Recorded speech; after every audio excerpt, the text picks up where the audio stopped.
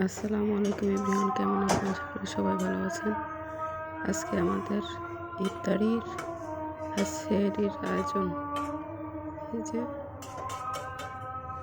বেগুনি, ছোলা, আপনার আলুর চপ আর পেঁয়াজ আর বাঁধাকপি ভাজি।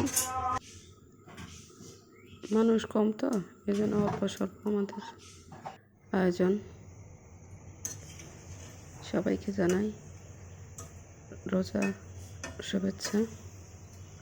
সবাই ভালো থাকেন। আসসালামু আলাইকুম রহমতুল্লাহ।